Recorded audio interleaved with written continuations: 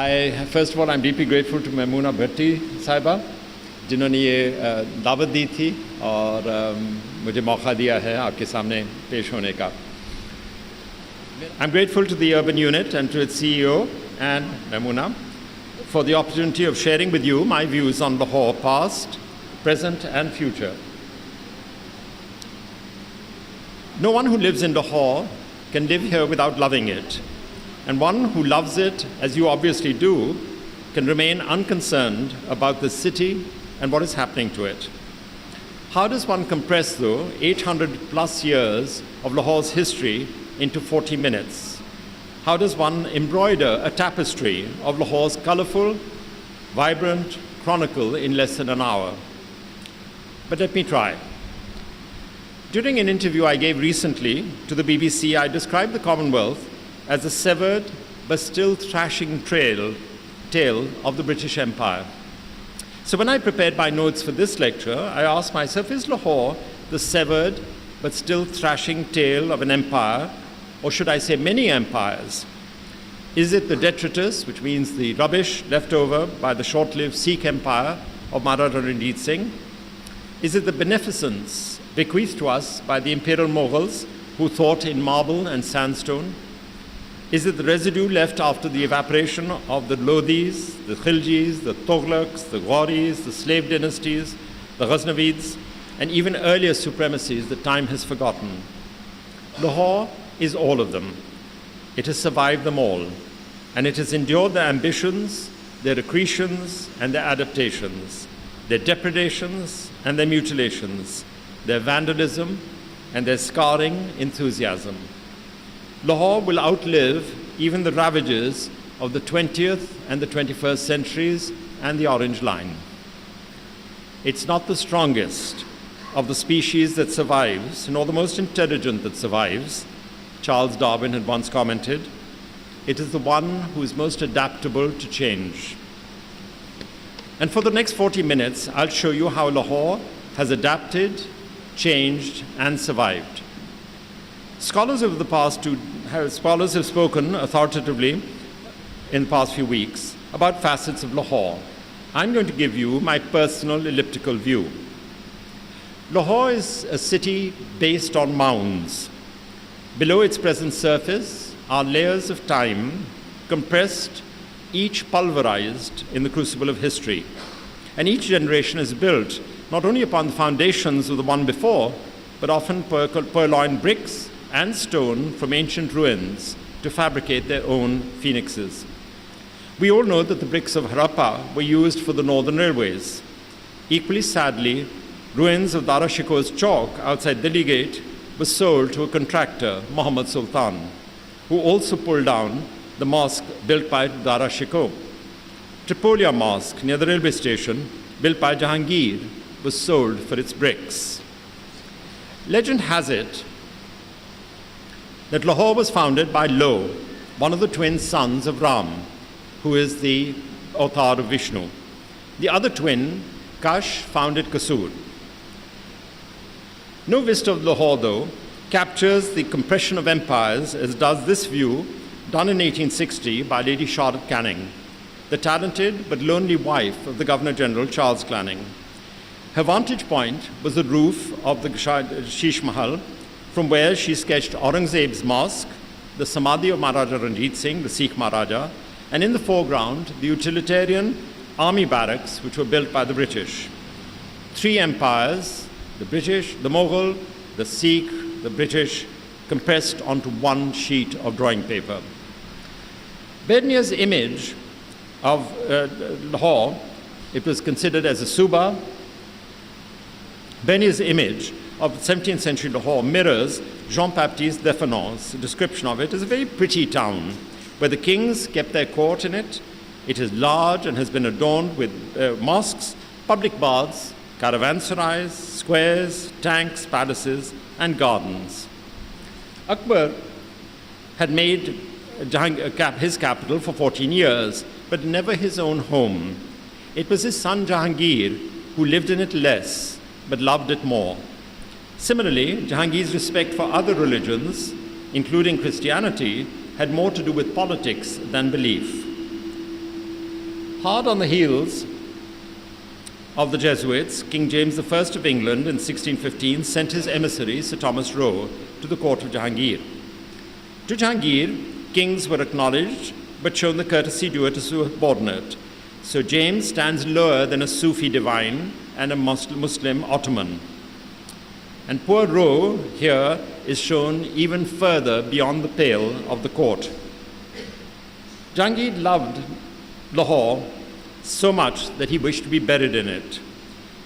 His embalmed body was transported from Kashmir, where he died, and interred in a garden on the Shadra side of the river.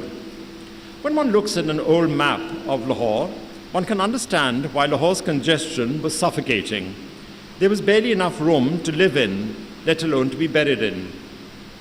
The old city, like most contemporary medieval towns, was ringed by a protective wall, which had 12 gates. The area around it was known as Company Bar. But the British, they cleared it and then made a garden out of it. This picture shows only the major monuments within the city. You have a clearer idea from this wooden model. This was kept in the Victorian Albert Museum until someone decided it'd be better to be burned rather than returned to Lahore. So you see, destruction is not limited to monuments. Equally, scale models are equally vulnerable. The fanciful carved woodwork within the old city was itself a monument to the craftsmanship of Lahoris. In 1881, Lockwood Kipling and an American, Lockwood DeFrost, held an exhibition of such woodwork at the Lahore Museum, now Tollington Market. The doorway, marked Khilji Seljuk, is almost identical to one that is in the Lahore Museum. Now, this facade is another masterpiece of woodwork. Balconies were the beauty spots on the face of Lahore. And the balconies today are another sad relic of the beauty that was once Lahore. Congestion within the old city forced any expansion to be vertical. Stories were stacked one upon the other, some of them almost defying gravity. A recent study of vertical urbanization, and for this I'm grateful to the urban unit, shows that even 7 or 8 stories seem to be the norm, and sometimes going up to 12 stories. Within the grime of the old city stands an oasis of calm and beauty, the Mosque of Wazir Khan. Described by Lockwood Kipling as a school of design, the area in front of it has been gradually cleared so that the faithful can approach it as people did in Egypt, in the UK, in India. They could approach it through an open area. And the point was that your mind should be ready to communicate with God. You can't just walk into a mosque. There had to be a preparation of the mind before you entered communion. This was what Wazir Khan's mosque looked like, and this was used as a prototype for the development and improvement that is taking place now by the Walled City of Lahore Authority. The Shahi Hammam, on the way to Wazir Khan's mosque, what it looked like, and this is after the renovation that has been done by the Walled City. If the old city was crowded with the living, the dead had all the space they needed outside. Beyond the city's forbidding ramparts lay private gardens and even more secluded graves and mausoleums. Most of the ones that you see, for example, in the railway colony, the ones at the government house, etc., as I'll show you just now, were in fact tombs. Lahore was not simply about spiritual power, though. It was a prayer mat for spirituality.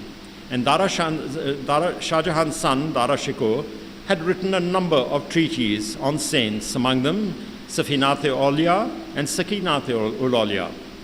And here you see him with Mia Mir. And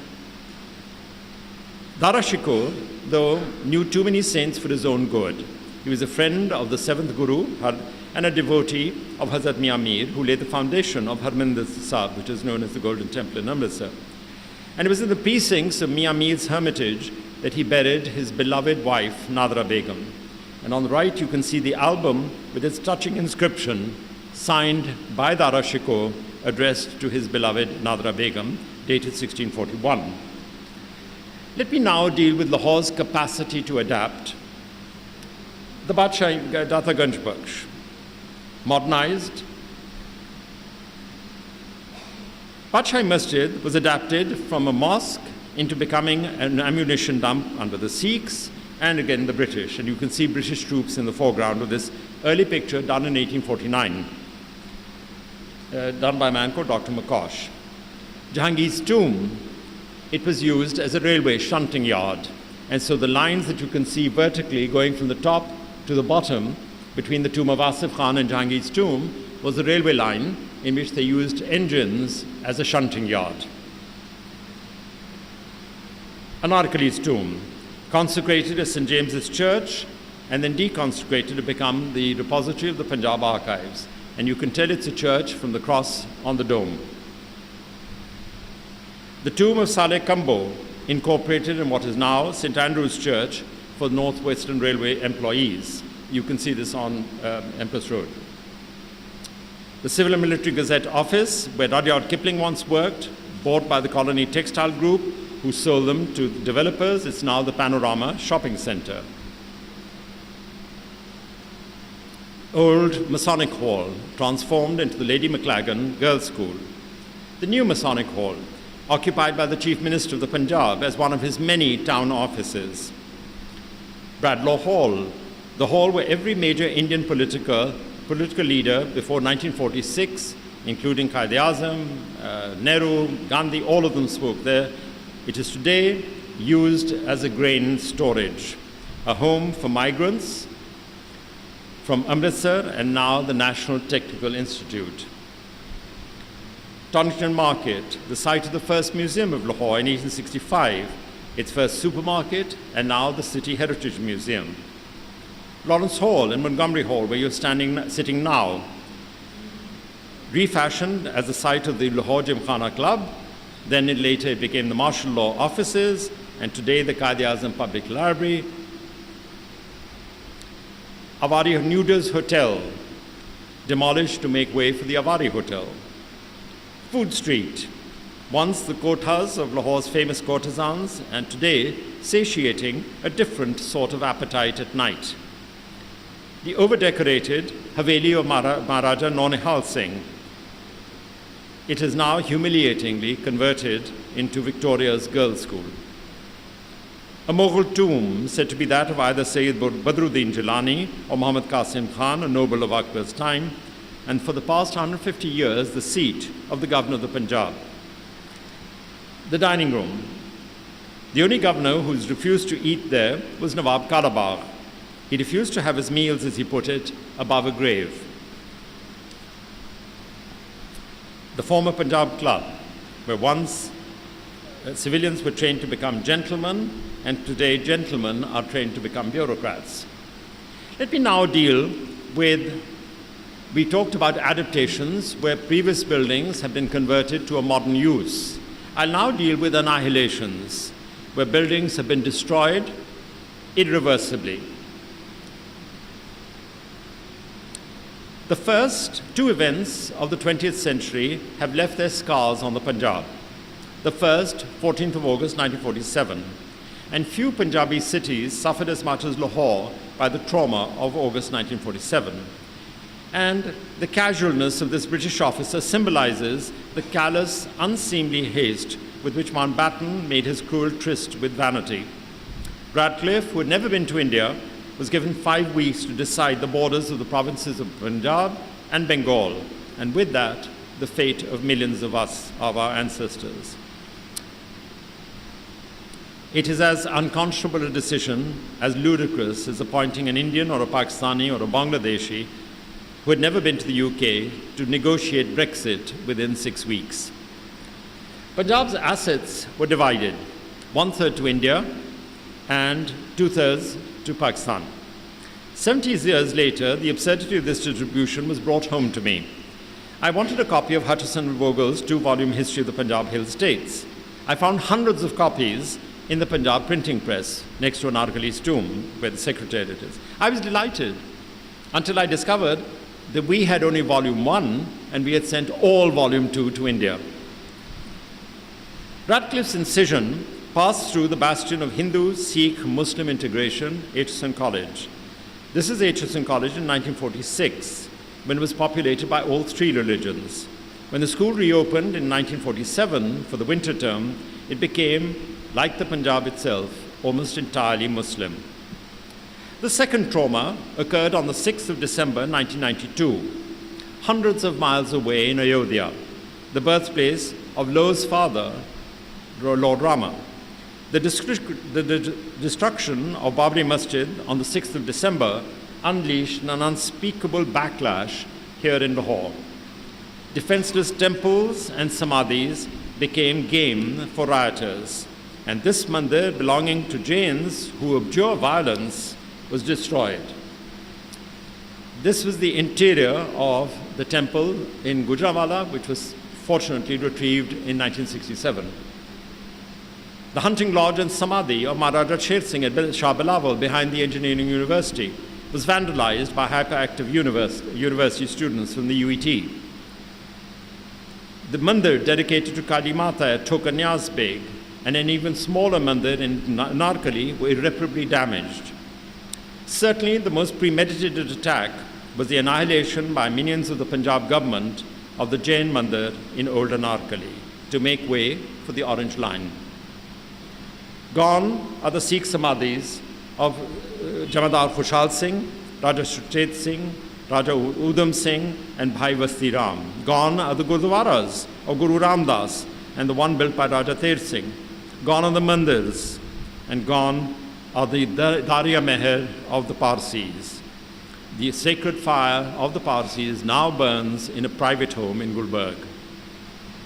Let me now deal on something more positive. I've dealt with adaptations, I've dealt with annihilations. I'll now deal with augmentation of Lahore, the expansion of Lahore.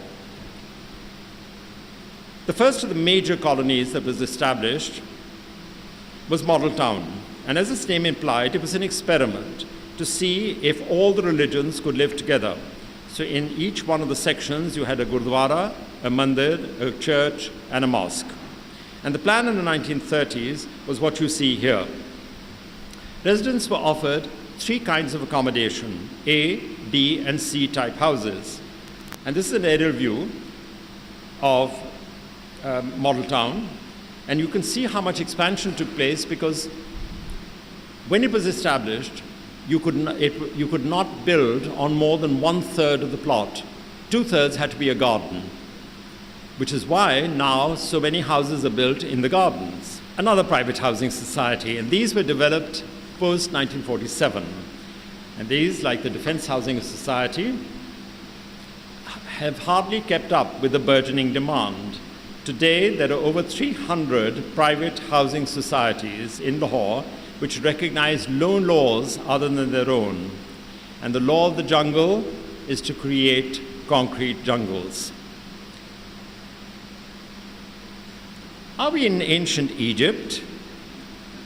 Or are we amongst the Aztecs? This is Lahore's most ambitious and popular housing society, Bahria Town. And for those who are French by inclination, it has the Eiffel Tower. And for those of them who like Britain, it has Trafalgar Square. And for the faithful, the Muslims, you have the mosque. And this competes with it's the largest mosque in Asia, and it shows the faithful when Imam Kaaba led the Friday prayers there recently. So you have now 2 gatherings. One, the Eid gathering at the Badshahi Mosque at one end of Lahore, and the other at the Bahria Town Mosque on the other. Once, royalty occupied the northeastern corner of Lahore, in the Lahore Fort.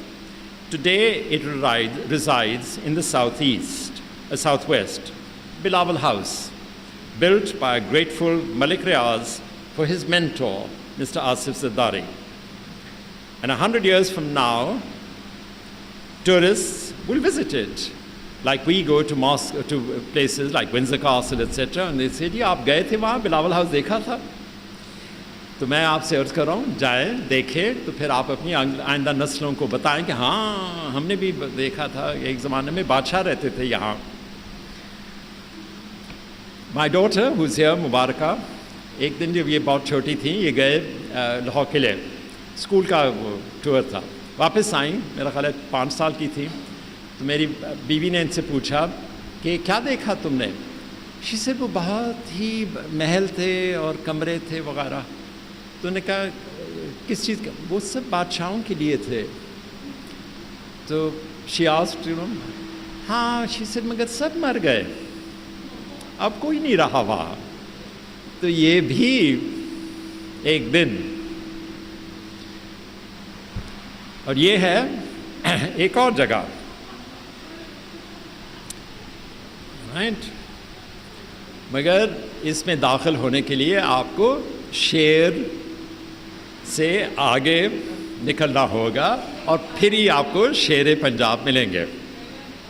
بالکل. Now I'll deal with aerations.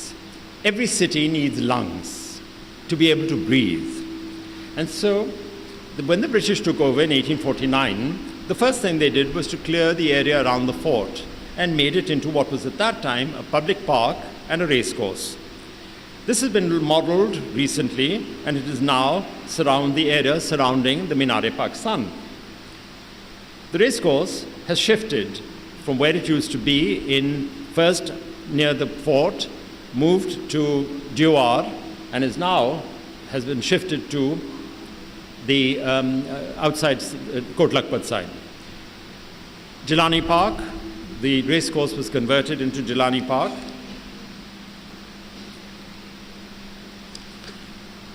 And Model Town Park.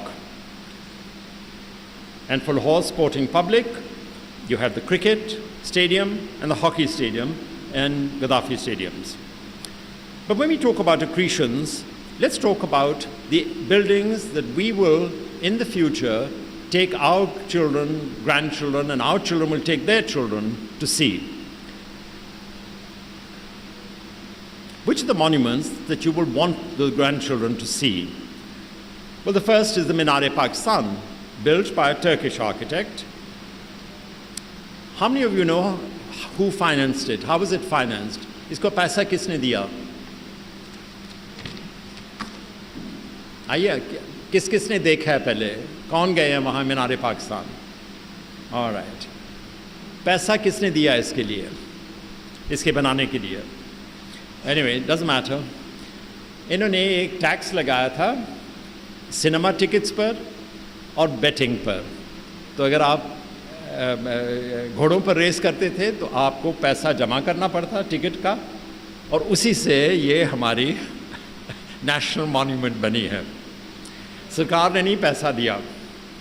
یا واپٹا house یہ ایک American تھا Edward ڈارل stone انہوں نے بنایا. لیکن کوئی ایسا آرکیٹیکٹ نہیں ہے جنہوں نے لاہور کے لیے اتنا کچھ کیا ہو جتنا نیت علی دادا صاحب نے کیا ہے. اور ان کی عمارتیں اگر میں آپ کو دکھاؤں یہ ہے آرٹس کاؤنسل جو کہ 1992 میں بنی اور پھر اس کی جو اس کی ہمشیرہ if you like عمارت تھی which was the fort in the stadium in open air theatre. انہوں نے شاکر علی میوزیم بنائی. شاکر علی صاحب کے لیے گھر بنایا اور یہ انہوں نے ریجیکٹڈ اینٹوں سے بنایا تھا اور اس وجہ سے شاکر صاحب ریٹائر ہو چکے تھے نیشنل کالج سے. ان کے پاس پیسہ نہیں تھا تو انہوں نے کہا میں کیسے کروں میں چاہ رہا ہوں گٹکا سے. انہوں نے کہا جی بڑا مہنگا ہوگا. اس نے کہا ایسے کرتے ہیں جو اینٹیں ردی میں بک جاتی ہیں جو بھٹے میں ریجیکٹ ہو جاتی ہیں میں اسی سے بناؤں گا. تو یہ جو عمارت بنی ہے شاکر علی صاحب کے لیے نیئر نے بنائی تھی. It was made of burn bricks جو کہ ریجیکٹس تھیں بھٹوں سے. پھر انہوں نے ایکسپو سینٹر بنایا ہے اور شوکت خانم ہاسپٹل. لمس حبیب فدا علی نے بنائی اور یونیورسٹی آف سینٹرل پنجاب. آپ میں سے کوئی تھے جو یونیورسٹی آف سینٹرل پنجاب سے پڑھ کے آئے ہیں؟ There you are. اوکے. پھر عارف کریم آئی ٹی ٹاورز یہ بھی ایک نئی عمارت بنی ہے. نشاط ایمپوریم آپ میں سے نشاط کون گیا ہے؟ There you are. This is the interior of it. Packages Mall. This is the interior.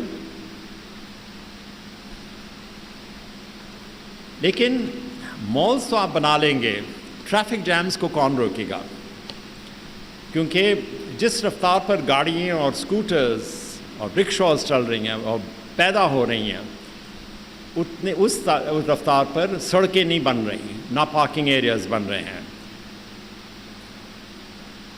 अब हमें समझाया गया था कि इसको एलिवेट करने के लिए Lahore rapid mass transport system है, और इससे आपके सारे प्रॉब्लम्स जो है ट्रैफिक की वो बढ़ेंगे नहीं, कम होते जाएंगे। ये है आपकी रैपिड मैस ट्रांसपोर्ट सिस्टम कि क्या लिंकेजेस हैं, ऑरेंज लाइन है, रेड लाइन है, ब्लू लाइन है वगैरह। पहला तो है रिंग रोड कि लाहौर के इर्द गिर्द क्या है। फिर अब आप देखिएगा ये आपकी बस लाइन जो बनती है मुकर्रर, एक बस ऊपर और 1000 गाड़ियाँ नीचे। तो मुझे समझ नहीं आया कि वो किसकी सहूलत के लिए बनी हैं। क्वाइड-ए-आज़म इंटरनेशनल एयरपोर्ट, कोई गया है रिसेंटली वहाँ? Well you been. अब आपने देखा होगा उसकी एक्सपेंशन कर रहे हैं। मेरा ख्याल हफ्ता हुआ है, मेरा बेटा जा रहा था अमेरिका, तो हम गए जहाज़, उनको एयरपोर्ट गए उनको छोड़ने के लिए। मुझे 45 मिनट लगे गाड़ी में से निकलते हुए उनको डिपार्चर लाउंज तक लेने में, मतलब कि दरवाजे तक 45 मिनट। क्यों? क्योंकि 4 फ़्लाइटें 4 बजे सुबह जा रही थीं। गल्फ़ है, इतिहाद एमिरेट्स एंड कतर, और किसी में तमीज़ नहीं था, और एक आदमी उन्होंने रखा हुआ था जो कि टिकट्स देख रहा था।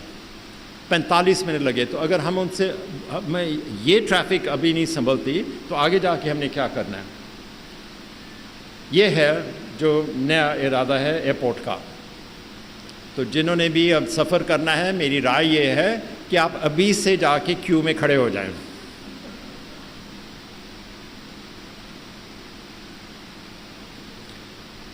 आज 2018 है, 12 साल के बाद मैं नहीं हूँगा यहाँ, आप होंगे। तो लाहौर का 2030 तक क्या वजूद होगा? और ये इम्पोर्टेंट है क्योंकि आप ही ने यहाँ रहना है, हम तो मियानी साहब होंगे। मैंने वहाँ बाय द वे जगह मुकर्रर की हुई है, प्लॉट मिल गया।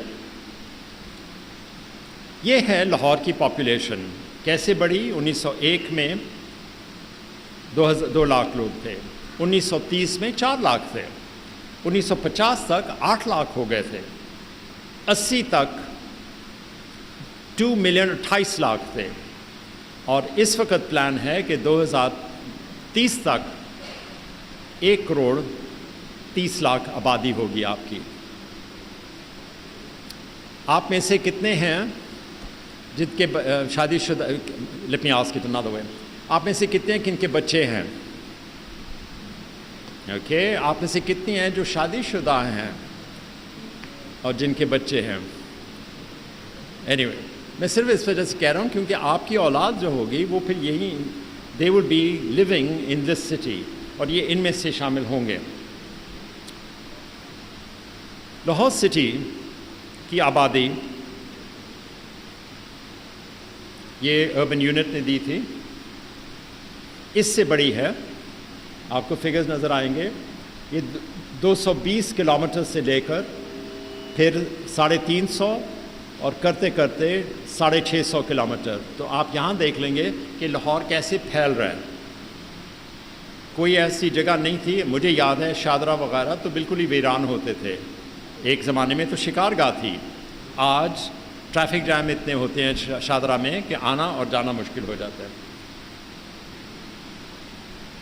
ये है लाहौर की आबादी की जो उनकी जगह है 1850 से 1900 तक, 1925, 1960, 70, 90, 94 और 2010। या वो जगह बता दे جہاں لاہوری نہ ہو. یہ ہے ماسٹر پلان جو کہ انہوں نے بنایا ہے، اور یہ دکھاتے ہیں کہ لاہور کیا ہے اور اس کے ارد گرد کیا علاقہ ہے جو کہ لاہور میں شامل ہو جائے گا. یہ لاہور سٹی کی اورنج لائن ہے،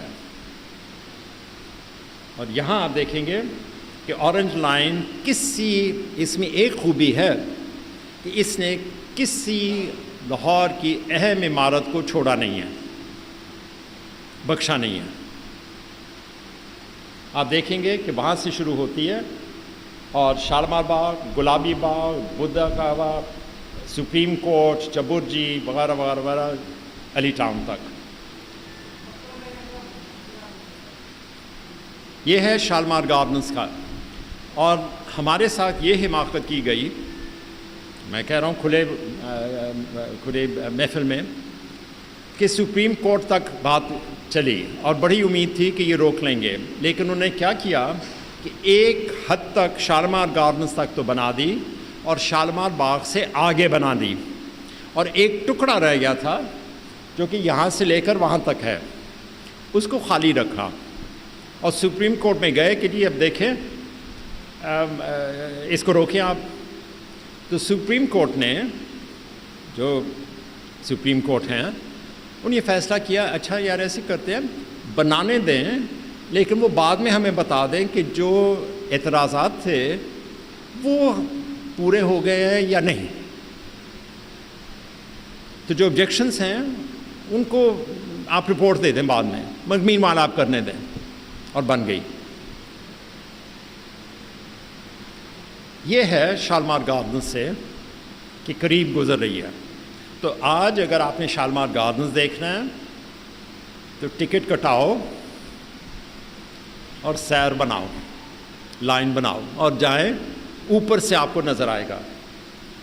یہ ہے گلابی باغ، یہ اتنا قریب جا رہا ہے گلابی باغ کے. یہ ہے چبرجی کے قریب.